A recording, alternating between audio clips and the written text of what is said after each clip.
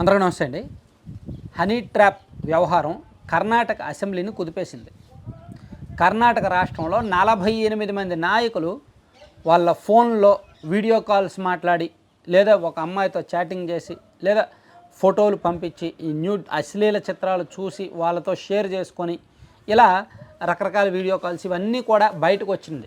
48 మంది అధికార పార్టీ వాళ్ళు, ప్రతిపక్ష పార్టీకి సంబంధించిన వాళ్ళు.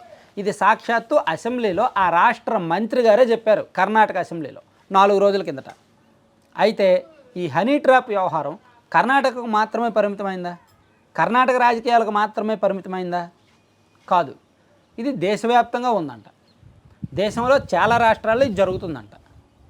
గత కొంతకాలంగా, గత 2-2.5 సంవత్సరాల నుంచి దేశంలో పొలిటీషియన్స్ని ట్రాప్ చేయడానికి కొంతమంది ఈ పవర్ బ్రోకర్స్ కావచ్చు, మీడియేటర్స్ కావచ్చు, ఈ కొంతమంది అమ్మాయిలను వలవేస్తున్నారు. అలా వేసి వాళ్ళకి సంబంధించిన ప్రైవేట్ వ్యవహారాలన్నీ గుట్టుగా సేకరించి, వీడియోలు సేకరించి పొలిటీషియన్స్ని లొంగ తీసుకొని పనులు చేయించుకుంటున్నారు. ఇలా దేశవ్యాప్తంగా 120 నుంచి 130 మంది ఈ తరహాలోనే హనీ ట్రాప్లో చిక్కుకొని లొంగిపోతున్నారు. ఇది అన్ని రాష్ట్రాల్లోనూ ఉంది అనేది ఒక టాక్. ఇప్పుడు కర్ణాటక వ్యవహారం అఫీషియల్గా ఫిగర్ బయటకు వచ్చింది, లెక్క బయటకు వచ్చింది. అందులో పెద్ద పెద్ద వాళ్ళు, అధికార పార్టీకి చెందిన ఎమ్మెల్యేలే చాలామంది ఉన్నారు. ఈవెన్ కీలకమైన వ్యక్తులు కూడా ఉన్నారనేది వాదన, మినిస్టర్ గారు చెప్పిన లెక్క. కానీ ఇప్పుడు కొత్తగా ఈరోజు నేషనల్ మీడియాలో వచ్చిన ఒక ఆర్టికల్ ఏంటంటే, దేశవ్యాప్తంగా ఇదే పరిస్థితి ఉంది. ఉత్తరప్రదేశ్, బీహార్ లాంటి రాష్ట్రాల్లో ఇది తరచూ విచ్చలవిడిగా జరుగుతోంది. ముఖ్యంగా నార్త్ రాష్ట్రాల్లో ఏ మంత్రికైనా పని కావాలంటే ఇలా వలవేస్తారు. ఇప్పుడు చూడండి, మనకి మీర్జాపూర్ ఒక సిరీస్ ఉంటుంది. అందులో ఎవడాడు సీఎం తమ్ముడు ఉంటాడు, తమ్ముడు క్యారెక్టర్ ఉంటుంది. అతను మంత్రి పదవి ఏ విధంగా పోద్ది, ఒక అమ్మాయితో ఉంటాడు. సో దానివల్ల అది పోద్ది అనమాట. అమ్మాయి పేరు జరీన్ అని ఏదో పేరు ఉంటుంది, క్యారెక్టర్ పేరు. వీడి పేరు something JP Yadav character. Same ఇటువంటివి చాలా చోట్ల జరుగుతాయంట.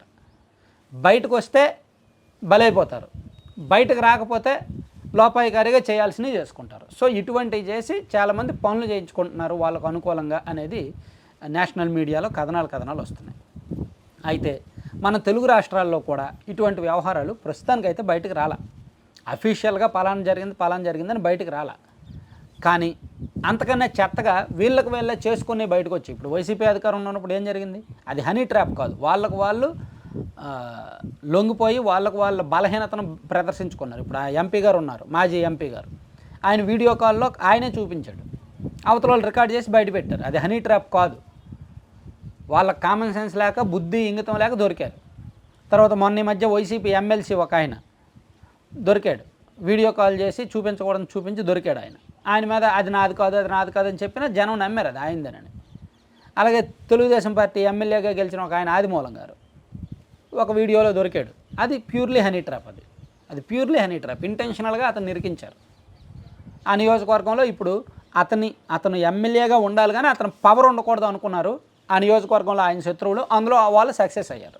ఇప్పుడు ఆ నియోజకవర్గంలో ఎమ్మెల్యే గారు వ్యతిరేక బ్యాచ్దే పట్టు, ఒక 3-4 ఉన్నారు అటువంటి పెద్దోళ్ళు, గట్టోళ్ళు.